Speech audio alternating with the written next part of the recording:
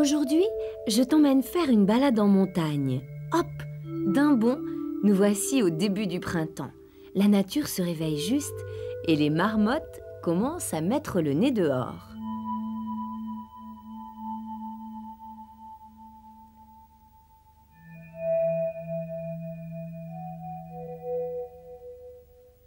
Il faut dire qu'elles passent toute la mauvaise saison dans leur terrier. Du mois d'octobre au mois d'avril, elles dorment profondément et vivent au ralenti, bien à l'abri du froid et de la neige.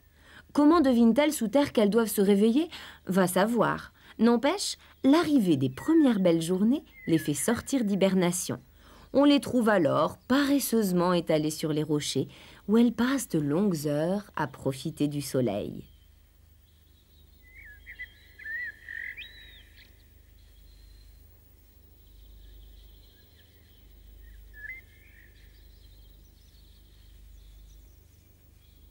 Au printemps, nos marmottes parcourent de long en large leur territoire.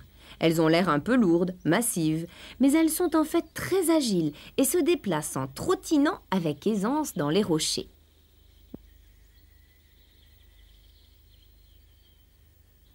Pendant ces petites balades, les marmottes ont l'habitude de marquer les limites de leur domaine en frottant leurs joues sur les rochers.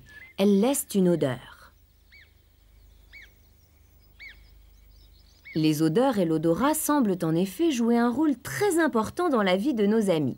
Ainsi, à chaque rencontre, au lieu de se raconter des histoires comme tout le monde, les marmottes passent un temps fou à se toucher, à se renifler sous toutes les coutures, du bout du museau jusqu'aux fesses.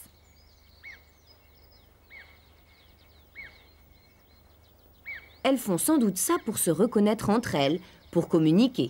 Ça se passe ainsi à l'intérieur de chaque famille qui comporte le père, la mère, les jeunes de l'année et aussi ceux de l'année dernière.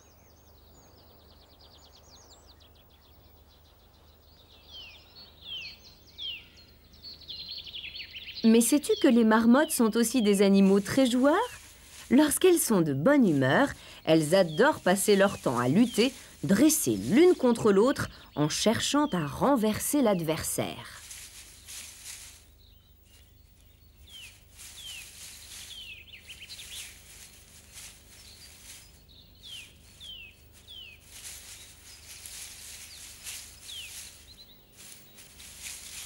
Finalement, les marmottes sont des animaux assez peu craintifs si l'homme ne les embête pas trop.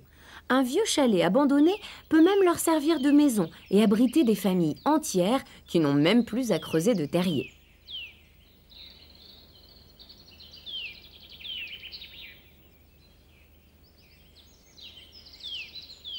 Mais, au fait, ça mange quoi une marmotte? Eh bien de l'herbe, tout simplement, de cette bonne herbe grasse qui pousse partout à la montagne lorsque l'été arrive.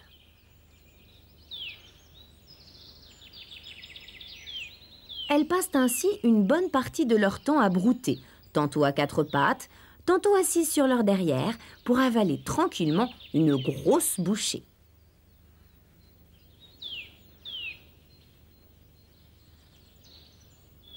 Il faudra attendre le début du mois de juillet pour voir apparaître les jeunes marmotons à l'entrée des terriers. Ils sont déjà bien dégourdis, me diras-tu. Et cela n'a rien d'étonnant, car ils sont nés depuis 40 jours déjà, et leur mère les a allaités au fond du terrier.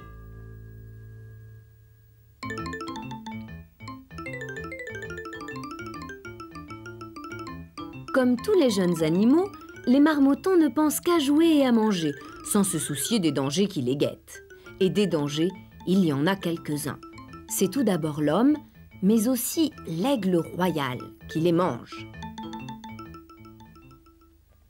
Heureusement, les marmottes savent parfaitement se défendre.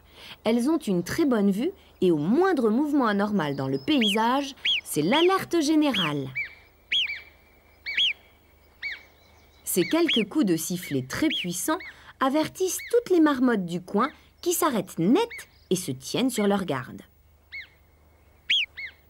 Puis, si les cris d'alarme continuent, tout ce petit monde se dépêche de rentrer à l'abri dans le terrier le plus proche, seul endroit où personne ne viendra les embêter.